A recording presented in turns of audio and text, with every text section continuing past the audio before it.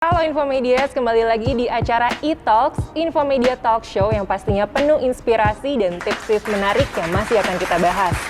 Nah, untuk episode 2 kali ini, kita masih akan membahas tentang rekrutmen. Masih bersama dengan narasumber kita, Mbak Lulu. Nah, di episode kali ini kita ada tips-tips yang cocok banget buat kamu yang mau lolos interview. Jadi tolong ya guys, yang di rumah atau dimanapun kalian berada, tolong disimak baik-baik untuk episode ini. Dan jangan lupa untuk di like, comment, dan subscribe di channel YouTube kita.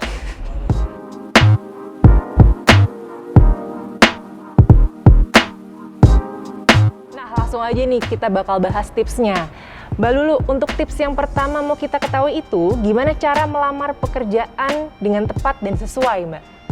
Melamar pekerjaan dengan tepat dan sesuai. Iya, betul. Oke, berarti yang pertama Kak Vina, ketahui dulu minat kita di mana, passion kita apa, dan skill yang kita punya itu apa. Oke. Jadi disesuaiin sama kebutuhan atau kualifikasi dari pekerjaan itu. Jangan sampai terlalu jauh, terlalu menyimpang ya. Oke. Kan ada tuh pasti dicantumin ya, setiap di lowongan kerja itu ada requirement-nya seperti apa. Yang basic-basic dulu aja, harus lulusan mana, maksimal usia berapa yang dibutuhkan perempuan atau laki-laki, kemudian juga pengalamannya harus minimal berapa tahun nih di bidang yang sama, kemudian skill yang dibutuhkan apa. Lebih ke kayak gitu sih Kak, biar kita bisa menemukan yang tepat dan sesuai sama kita gitu. Jadi jangan nekat aja.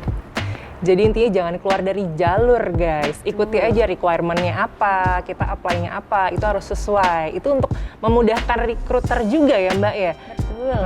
Jadi misalnya banyak nih recruiter sudah memang mau apply, tapi mungkin dia nyeleweng nih sebenarnya. Tapi dia tetap apply aja gitu kan, mikirnya mungkin ya udahlah nanti bakal dilihat sama recruiternya. Itu gimana Mbak kalau kayak gitu? Sebenarnya menurut aku agak sia-sia dan percuma ya. Oh baik tuh, karena di guys awal kan dengarkan. berkas udah ya nggak sesuai nih apa gitu. Langsung tercoreng berarti ya, langsung ya. Website kita langsung di take down sama ininya, langsung disqualified istilahnya gitulah, nggak cocok nih sama requirement basic yang kita butuhkan. Itu bisa kayak gitu sih Kak. Jadi guys, patuhi basic requirement, itu paling penting. Nah, untuk tips kedua ini kita akan membahas nih, sudah dibahas sih sebenarnya nih Mbak Lulu, tentang pentingnya membuat CV yang kreatif. Nah, kira-kira ada nggak nih Mbak tips untuk membuat CV yang kreatif itu gimana, yang menarik gitu biar dilirik oleh para recruiter? Oke, kalau CV kreatif sih menurut aku lebih ke first impression pertama kali lihat ini ya CV-nya saya. Kalau untuk yang kreatif itu lebih baik kalau aku sih prefernya informatif Kak. Jadi kan yang kita butuhkan nanti kan pengalaman kerja dia seperti apa. Terus juga yang paling penting dulu aku pernah nemu CV yang nggak ada kontaknya. Jadi udah bagus nih pengalaman dia, skillnya dia bagus, sesuai nih sama yang kita cari. Tapi nggak ada kontak ya Kak, nggak ada emailnya, nggak ada nomornya. Terus kita mau hubungin kemana gitu. Jadi yang basic-basicnya perlu tuh. Nama jelas ya, nama, terus juga kontak yang bisa dihubungin, entah itu email ataupun nomor telepon, nomor WA juga boleh. Terus kemudian juga cantumin usia itu juga penting. Penting. Terus yang informatif itu lebih ke skill ya, skill yang kira-kira nih bisa pas dilihat berkasnya bisa menjual gitu loh. Nggak cuma yang standar-standar aja gitu. Karena kan namanya seleksi kan kita ngelawan, maksudnya kita bersaing dengan orang lain gitu. Jadi sebisa mungkin buatlah yang informatif dan menarik. Jangan terlalu rame juga. Jadi nggak segala skill-skill yang receh-receh nggak perlu gitu kali ya Mbak ya. Itu contohnya misalnya apa nih? Ada nggak Mbak pengalaman menarik gitu? Aku penasaran nih nanya sama Mbak Lulu. Kayak misalnya apa masukin skill apa deh contohnya gitu, misalnya yang kurang nih sebenarnya, tapi ini ngapain ini ditulis di sini gitu, nggak perlu sebenarnya. Itu misalnya apa Mbak Lulu? Mungkin kalau aku lebih ke Microsoft Office kali ya Kak. Misalnya Microsoft Office bisa Word, tapi maksudnya presentasinya sejauh apa sih? Seahli apa sih? Mungkin bisa kasih presentasenya gitu. Tapi kalau misalnya cantumin Word, Excel, PowerPoint itu kan basic ya, hampir semua orang punya. Jadi sangat basic guys sebenarnya. Jadi nggak perlu ditulis di CV kalian nanti kalau bikin keahlian apa Microsoft Office ya, semua orang juga bisa gitu sebenarnya. Jadi apa gitu loh presentasinya gitu ya Mbak ya? Sertifikasi Kak Vina. Betul, sertifikasi. Itu kan nilai tambah juga gitu. Siap. Dan untuk yang selanjutnya nih Mbak Lulu pertanyaannya. Ini pertanyaan yang banyak banget dicari para pelamar. Ini gimana caranya untuk menjawab pertanyaan saat interview nih Mbak? Cara menjawab pertanyaan saat interview. Nah iya, tips ampuhnya apa nih Mbak Lulu? tentunya jujur sih Kak Vina, karena kebaca banget sama interviewer kalau dia mengada-ngada, jadi sesuaikan juga nih. Itu tadi pentingnya, makanya kita harus baca requirement dan juga job list-nya biar bisa sesuaiin nih kira-kira yang dibutuhkan seperti apa sih, dan saya itu bisa cerita apa yang sesuai dengan requirement itu. Misalnya yang dibutuhkan itu untuk anak IT ya, skillnya misalnya programming gitu. Oh saya tersertifikasi apa, misalnya saya punya skill, saya bisa bahasa pemrograman ABCD gitu. Itu kan akan lebih menonjol saat interview gitu. Terus juga jangan bertele-tele. Sering banget ada kandidat ditanya A, jawabnya itu ke mana gitu, muter dulu baru intinya gitu. Yang penting komunikasinya memang baik, jujur, sopan juga, terlihat niat ya, bukan yang seadanya, sekedarnya aja gitu sih paling. Jujur, jadi kawan-kawan jujur ya, itu udah poin penting kalau dalam interview ya.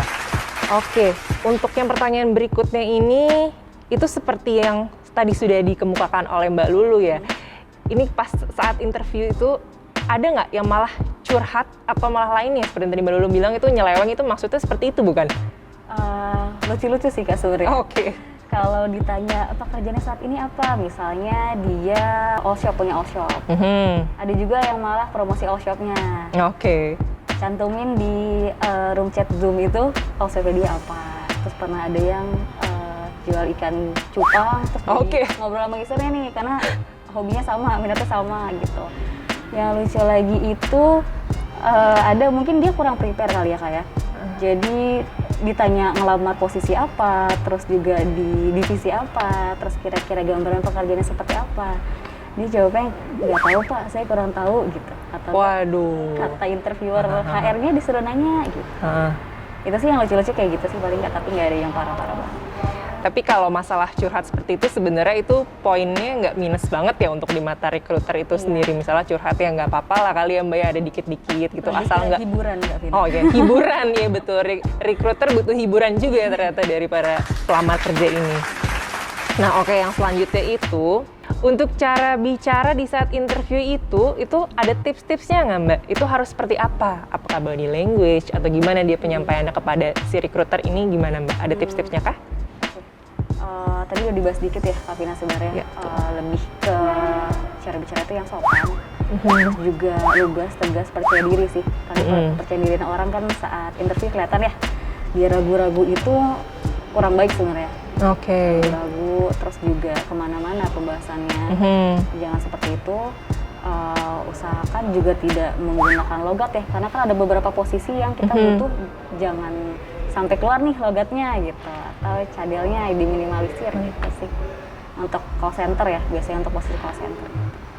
Krusial ya Mbak Lulu ya, apalagi untuk call center. Call center, betul. Mulai dari cadel atau apa itu juga harus diperhatikan guys ternyata. Kalau memang mungkin tidak mumpuni skillnya itu, mungkin lebih baik tidak usah melamar posisi tersebut ya Mbak Lulu ya. Oke, nah guys, itu tadi tips-tips yang udah kita bahas dan kita dengarkan bersama dengan Mbak Lulu. Nah, untuk sesi selanjutnya kita akan bermain games hoax atau fakta. Nah, untuk segmen kali ini kita akan bermain games hoax atau fakta nih bersama Mbak Lulu. Nanti Mbak Lulu, aku akan memberikan sebuah pernyataan. Nanti Mbak Lulu langsung jawab ini hoax atau fakta dan berikan alasannya kenapa tuh hoax atau faktanya itu. Oke, langsung aja. Untuk pernyataan pertama nih, hoax atau fakta. Pekerja yang dipilih itu harus good looking. Hoax atau fakta Mbak Lulu? Berat sih, itu tergantung posisinya sebenarnya. Vina, bisa hoax, bisa fakta. Oh, bisa dua-duanya guys ternyata. Kalau untuk yang frontliner, yang fungsinya garda depan dari perusahaan, itu pastinya dipilihnya yang good looking gitu ya. Kalau yang back office mah lebih ke skillnya, tapi nggak menutup kemungkinan juga dicari yang good looking kan nggak harus selalu muka ya Kak ya, bisa yang rapi gitu. Jadi bisa hoax, bisa fakta. Bisa hoax, bisa fakta, tergantung dari kepentingannya ya. Betul. Guys. Oke. Untuk yang kedua nih Mbak Lulu, tes tertulis menjadi nilai utama pemilihan kandidat, hoax atau fakta? Fakta. Nah itu kenapa tuh Mbak Lulu? Biasanya hasil online test berarti ya. Untuk intelijensinya biasanya kan kita ada standar juga nih, butuhnya yang dengan kategori seberapa sih untuk posisi itu gitu.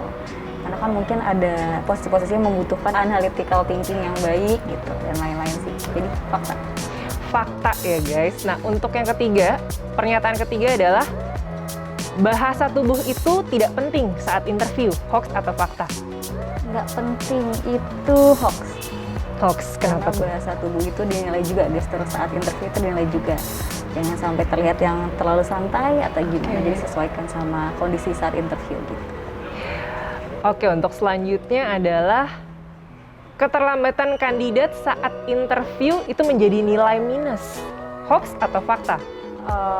Fakta tapi nggak segitu signifikan ya Kak. Oke. Karena dilihat dari disiplin waktunya juga kan.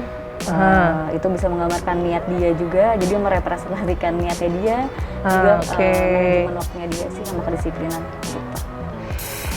Dan yang pertanyaan terakhir nih, apakah di saat wawancara jika durasinya itu singkat itu pertanda bahwa kita tidak lolos gitu Mbak Lulu? Hoax atau fakta? Selama ini cenderung fakta sih Kak.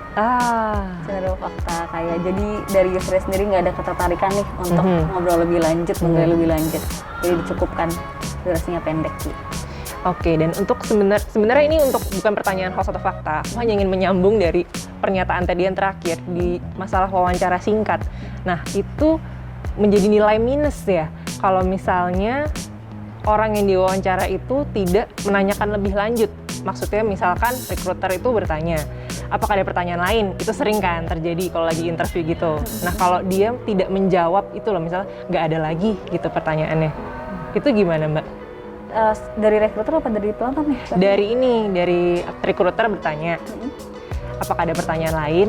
Nah, itu biasanya kan si pelamar itu dia pasti akan bingung tuh, waduh nanya atau enggak nih. Nah itu pentingnya gimana Mbak? Dikasih kesempatan, itu bisa dinilai juga sebagai inisiatif dia sih, mau tahu seberapa jauh nih tentang pekerjaan dia lamar. Kadang kan ada yang udah selesai aja, ada juga yang follow up nih, tahap selanjutnya apa sih Pak?